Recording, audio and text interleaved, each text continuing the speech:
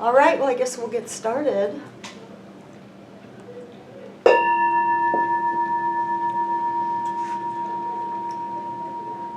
Good morning and welcome to Unity of San Marcos. Are we live? Yeah. All right. Yeah. Yay. Hello, everybody.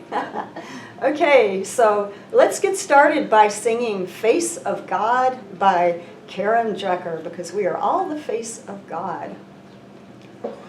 And if you need to remember the words, it says, "You are the face of God, I hold you in my heart."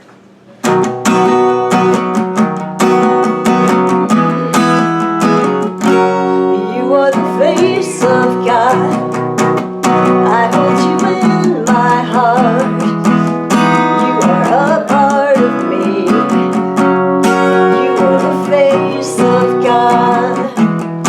You are the face of God. I hold you in my heart. You are a part of me. You are the face of God. You are the face of love. I hold you in my heart. You are my family. You are the face of God. You are the face of love. I hold you in my heart. You are my family. You are the face of God. You are a part of me. You are the face of God. You are a part of me. You are the face of God.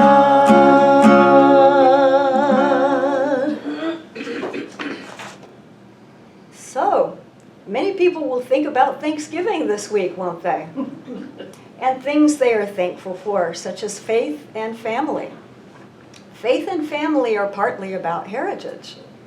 And we at Unity have a heritage that is amazing. If we are thankful for Unity and the ways it has blessed our lives, it makes sense to also be thankful for co-founders Charles and Myrtle Fillmore and what they've done for us.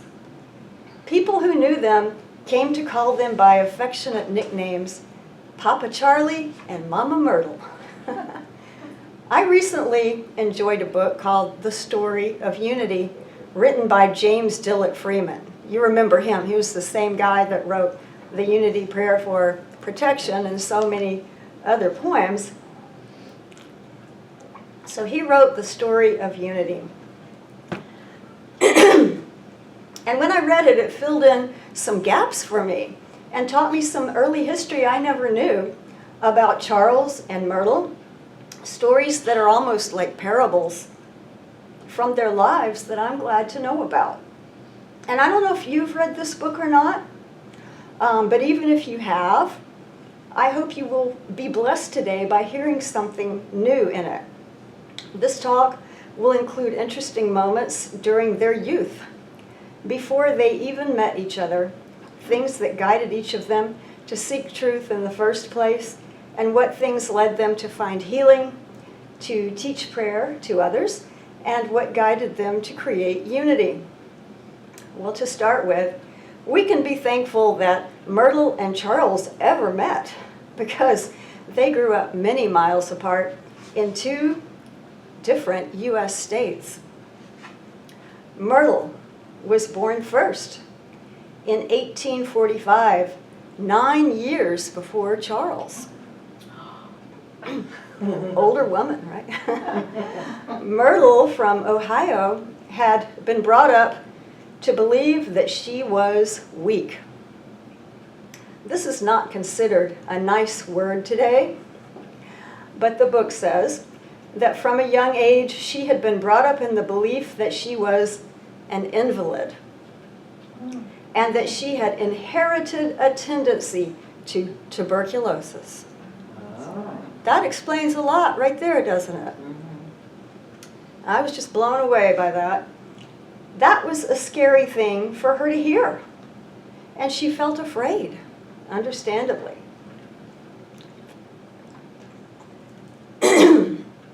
We know today that tuberculosis is not inherited. Doctors today know that it is caused instead by bacteria and can often be cured with antibiotics. But back then, antibiotics had not even yet been discovered, not during that whole century of the 1800s. They didn't have that. People did not have that option. Doctors back then offered Myrtle a treatment involving bloodletting, possibly with leeches. Eek. Okay, the book doesn't say whether she took them up on it. We don't need to know that. Yeah, we don't need to know. If you had TB back then and survived at all, you just carried on, despite the presence of the bacteria in the body, and a person might survive more than one bout with it. But she was vivacious and determined, and I will come back to her story in a few minutes. Excuse me. But first I need to tell you something important about Charles, because his early life involved a tragedy that shaped him. What I didn't know before reading this book is that Charles had a disability that needed healing. His legs or something. Yeah, one of his legs. Charles Fillmore was born in 1854, just outside the town of St. Cloud, Minnesota. His father, Henry Fillmore, made a living by trading with the nearby Indian tribes. Charles was raised in a log cabin where the only protection against the 40-degree below zero cold of winter was the cabin's huge fireplace. He didn't get much formal education at the one-room schoolhouse he sometimes attended, which only held classes in the winter months. I know, go figure, right? How to make it hard for students to get to school. Weird. He also didn't get to attend church very often, and so he had limited exposure to religion. The first hardship began one day when Charles' father suddenly abandoned the family. Charles' mother, Mary, at age 25, was left to raise her two sons alone in that roughly built cabin 4 miles from the nearest town. Eventually, Charles' brother also left the family to go west, have adventures. And he never came back to the family, so it was just Charles and his mother helping each other survive. She became a dressmaker in town to make ends meet, but then a worse tragedy happened. When Charles was only 10 years old, he suffered a terrible ice skating accident in which he fell and broke his hip. The injury left him with a shorter, withered leg. Now today they could fix that, and prevent that whole thing. But back then, they just did not have modern medicine. The 6 doctors who worked on his leg injury tried diagnosing him with ridiculous, incorrect things. And they did try leeches, and other more painful and... Try what? I didn't. Leeches. Leeches. I was afraid you said that. Yeah, you were afraid I said that. Yeah, because, I did say it. And other more painful so-called treatments that would not be allowed today. And the book listed what they are, and I thought, I don't think they're going to want me to say what they are, because they were, you would start feeling pain, All right. Excuse me. So going on, Charles said, as I look back, it's a miracle to me how I ever got away from them all after they finished their experiments. Under their care, his leg had gotten worse. It stopped growing. He was only 10. And you can just imagine if one of your legs stops growing then. And his leg could not be moved. It became a frozen leg. It developed an infection that lasted for 2 years and kept him sick. Wow. Excuse me, allergies. All right, and as I mentioned, there were no antibiotics for that infection in the 1800s and no pain medication either. They didn't have anesthesia for surgery. They didn't even have aspirin if you got a headache. They didn't have any of that. So he had to get through it somehow without that kind of help. He could hardly get out of bed for 2 years. Sometimes he managed to get up and go about on homemade wooden crutches to help his mom around the house, and then he'd end up back in bed. We can be thankful that his mother Mary fired him up with her courage, saying, "Live, Charles, you have to live." Time after time, he had to call on resources inside himself until the infection ran its course. And to get past that point, Charles had to pick himself up over and over. All right, so here's a question for you. When somebody is having a tough time and they keep having to pick themselves back up, does it matter every time they get back up? Yes. Yes, absolutely. You know, that's how, the only way they can keep going. They have to pick themselves up every time, and it counts. It matters. Thinking of your own times when you were at a low point with your health, emotions, or finances, what matters wasn't that low point. In case you ever look back on a bad memory and go, that's not what mattered. It's that you got up again and turned things around so that you could go on with your life. James Dillet Freeman wrote, "Qualities of the heart and mind are like physical qualities. They are developed by exercise." To keep the flame of life flickering in his body, Charles had to build the will to live and to build courage and resourcefulness. After the disease was gone, these qualities remained in him. Even after the leg infection was finally gone, Charles still had to live with a withered leg that wasn't growing to match the length of his other leg. There he was, about to get into his teen years, and he didn't have the freedom of movement that he'd previously enjoyed. He could have focused on bitterness about that. He could have complained that he didn't have much of a childhood and that his leg was going to limit his teen years too. We can be thankful that Charles chose instead to learn and grow. He briefly went back to attending class at that one-room schoolhouse, but his leg disability made it hard for him to get to the school. Also, he had to get a job to help his mom out. But during his teen years, his grammar and writing skills were not good because of his lack of schooling. And we all know he became a writer later, right? So how did that work out? Well, serendipitously, a new family moved to St. Cloud. An Army officer named Edgar Taylor and his wife, Caroline Taylor, and their son, Edgar, who was about Charles' age. But they didn't hang out. Mrs. Caroline Taylor had gone to college and she loved classical literature. And she longed to teach her teenage son to love it too. But her son was completely uninterested. He wanted to hang out and run around with other teen boys, not sit around and learn literature. But Charles, excuse me again, who could not run around because of his disability, said, "I want to learn."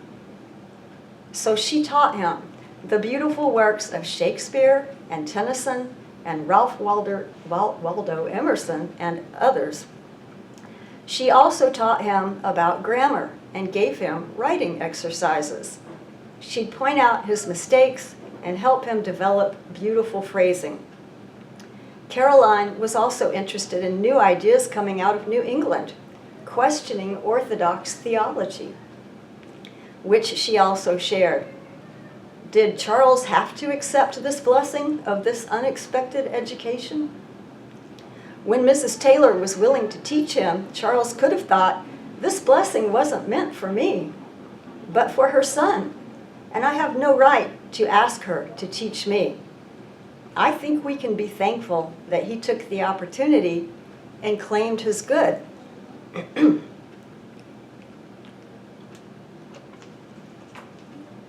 All right. So sometimes we have to step out and claim those things.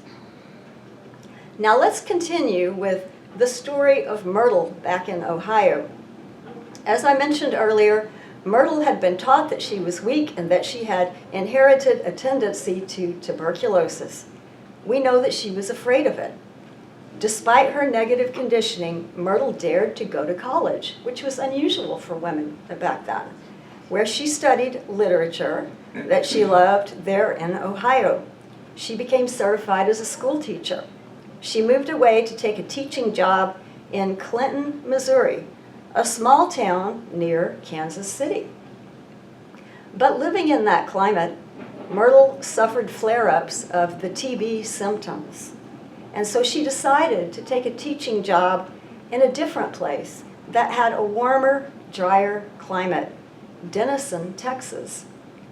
It was a town where you might meet interesting people. After all, Denison was home to many educated American pioneers who liked to discuss philosophy and literature. Myrtle, only 29, also loved literature, so she joined a group of young people who would meet regularly in each other's homes to recite poetry. In 1874, Charles Fillmore moved to Denison, Texas, to take a job as a railroad clerk. His mother, Mary, who remained dear to him, helped set up his home. Only 20 years old, one night, Charles joined a group of other young people to recite passages of literature. While he was there, a somewhat older woman, a good-looking, vivacious, red-haired school teacher, aged 29, got up and recited a poem for the group. Her name was Myrtle. As Charles listened to her read that poem, something inside him said, "That's your wife, Charles."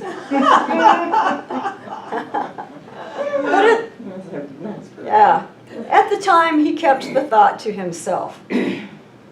Charles and Myrtle started exchanging books and ideas, and they even went to the countryside together searching for fossils, because that was of interest to them too.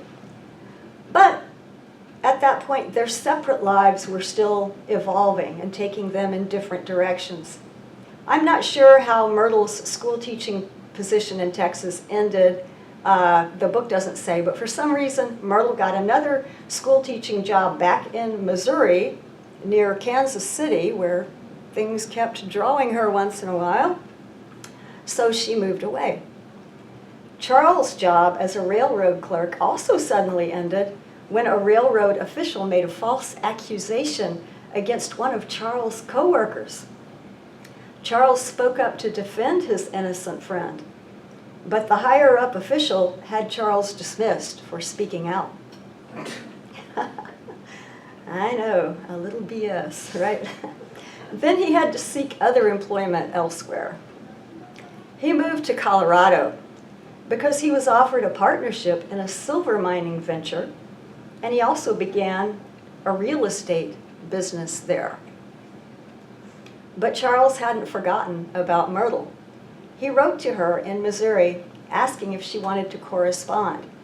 She replied that she was truly pleased to receive his letter and wanted to keep in touch. I don't know if she was flirting when she wrote this, but she said, "You understand me. You know there are times when we go out and seem to become a part of the great spirit of the universe." Wow. I know. Their correspondence increased in frequency and enthusiasm. In 1881, he traveled by train to Missouri to visit her. And that spring, they got married, and she went to Colorado with him. For a time, her health seemed to improve in the fresh mountain air, and she loved it. Their first two sons were born there. Charles had modest business success in Colorado, but suddenly, the silver mine stopped producing silver. Yeah. But then there was a real estate boom in Kansas City, Missouri, and so they moved there. As you know, that's where Unity Village was eventually built. Charles had become a good businessman, and they prospered in Kansas City until one day the real estate market went bust. And this left the Fillmores in debt. Even worse, while living in Kansas City, Myrtle became severely ill with not only a flare-up of tuberculosis, which had returned more virulently than ever, she also at the same time contracted malaria, which was also incurable at that time. Her doctor said that if she remained in Kansas City, she'd probably only have 2 years to live. Kansas City had grown to 100,000 people. And sometimes, you know, in a big city, people get the flu. It spreads, which Myrtle did not need to come in contact with. The doctor said there was nothing more they could do for her there. And so the Fillmores considered moving back to Colorado so that Myrtle could hopefully get better in the fresh mountain air. But Charles had gotten into meditation, and it affected his dreams. And so sometimes he would have dreams that after he would wake up, he would see the things that happened in his dreams happening in real life. So before they could move, Charles had a strange dream in which an unseen presence walked beside him and showed him Kansas City and told him, "You have a great work to do here." The Fillmores felt the dream had a true meaning, and they wanted to stay in Kansas City. But if they were going to stay, that meant risking Myrtle's life. It meant they desperately needed healing for Myrtle. But how? James Dillet Freeman writes, "It was through searching for health that the Fillmores discovered truth. They began paying a lot of money to attend over 40 courses on health, including some by New Thought speakers who came through town. Some of those courses cost them $100 each, Wow. which was a bunch of money in the 1800s. Yeah. In the spring of 1886, when Myrtle was desperately sick, they attended a talk by Dr. E.B. Weeks, who came down from the Illinois Metaphysical College, founded by Emma Curtis Hopkins. He taught people that they were beloved children of God, despite anything they may have been taught before. That's when Myrtle, who had been taught from a young age that she had basically inherited sickness, had her revelation. I am a beloved child of God, and therefore I do not inherit sickness. God's will for her could only be perfect life and wholeness. Her new idea began working in her mind and in the cells of her body. Later, Myrtle wrote, "I have made what seems to me a discovery. I was fearfully sick. I had all the ills of mind and body that I could bear. Medicine and doctors ceased to give me relief, and I was in despair when I found practical Christianity. I took it up and was healed. I did most of the healing myself. I was thinking, life is everywhere, but life has to be guided by intelligence in making all life forms, and the same law must work in my own body. Life is a form of energy, and it has to be guided and directed in our bodies by our intelligence. How do we communicate intelligence? By thinking and talking to the body. I began to talk to the life in every part of my body and have it do just what I wanted. Thus, she re-educated her body. In 2 years, Myrtle was no longer ill." I think it's important that she admitted her healing took 2 years and that it didn't happen instantly. You know, sometimes I think maybe we stop praying too soon. Yeah, good point. Yeah, so I mean, if y'all want to take notes, that might be a good thing to write down. It sounded as if she spoke and visualized health and healing to her cells and organs many times over those 2 years until her healing was complete. And we might want to remember that in case we are ever praying for healing. We can also be thankful that she didn't just heal only herself. Some of Myrtle's neighbors who were sick saw the change in her and came to her for help. When Myrtle prayed for them, she believed and told those who came for help that they were God's beloved children, that His will for them was health, that the healing power of Christ was in them, and that they could have perfect wholeness by realizing this truth. And Myrtle healed many people. Here are some examples. A father asked Myrtle to pray for his son because the boy was blind with advanced cataracts, covering his eyes with a white color. Myrtle, not dismayed by appearances, taught the boy that he was a beloved child of God, that God loved him, and that God's will for him was perfect sight. The boy's eyesight improved in stages after each of her visits until his eyes were healed. So again, it says it improved in stages, and they kept doing the prayer work until it was completely healed. Myrtle's fame spread to nearby towns. More people came for help. Here's another example. A lady with tuberculosis requested healing. But while Myrtle affirmed the woman's perfect wholeness, something strange happened. The woman said, "What did you just do to my ankle?" Several years before, the woman had dislocated a bone in her ankle, and the foot didn't act right. But during Myrtle's prayer for the TB, the woman felt a strange sensation in her foot, and she found that she could walk on it as well as the other one. And in less than a year, the woman's TB was gone too. However, while others were being healed, Charles still walked with a cane and a leg brace because of the leg disability from his childhood skating accident. When he saw those people healed as a result of Myrtle's prayers, he questioned why those healings happened. He was a bit of a doubter, believe it or not, at that time, but curious. He figured that if people were being healed, there must be a reason for it. But how did it work? All of the healings going on seemed reminiscent of the healings Jesus had performed. And so he sought further insight into the mysteries of life and the Bible.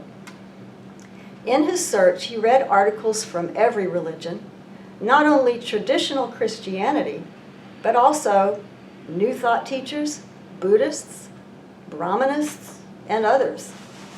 He discovered some conflicting statements on truth made by various teachers of that time. So there are a lot of things he had to sort out. But they all talked about an omnipresent, omniscient God who is spirit and accessible to everyone. Charles thought, if this God they talk about is spirit and I am spirit, maybe we can communicate. He began sitting in silence. He had those doubts, but as he began meditating, he began receiving guidance. Charles prayed until he believed. And in time, he healed his leg. He stated, "I have applied the healing principle to my own case with gratifying results. My chronic pains ceased, my hip healed, my leg lengthened 3 inches over time, until in a few years, I was able to dispense with the cane and with the steel leg extension I had worn since I was a child." So that was pretty cool. Wow. And again, it took time. So I can imagine, like when you pray, maybe it heals a little at a time and you got to put some more prayer in and put some more prayer in and it heals more. That's just kind of the picture I got, from reading that stuff. Also, he wrote, "Pray whether you believe it or not. if you will persistently affirm truth, even if you don't believe it at first, you will find your prayers have power. Faith is like a mustard seed, and it will grow. Pray, pray, and keep praying. Affirm, affirm, and affirm once more. Like Myrtle, Charles began healing other people through prayer. He got good at it too. And there would be a line of people waiting outside his office every morning. It's important to note that he never insisted that people give up medicine or other medical aid. People could decide for themselves. Charles was almost ready to start publishing. He believed the Bible was a necessary guidebook to divine principle, especially the specific teachings and power taught and demonstrated by Jesus Christ.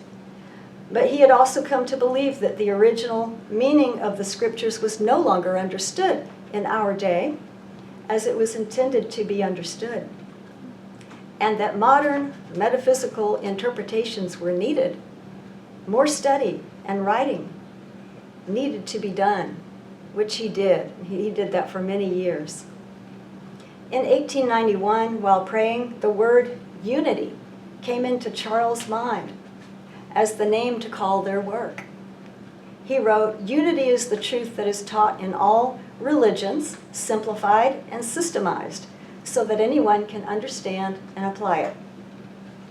In June 1891, the first Unity magazine appeared. Myrtle, who wanted to reach children, also started a magazine called We Wisdom. We can be thankful for the risk the Fillmores took in printing those early issues of Unity magazine. They charged less for it than they made per copy.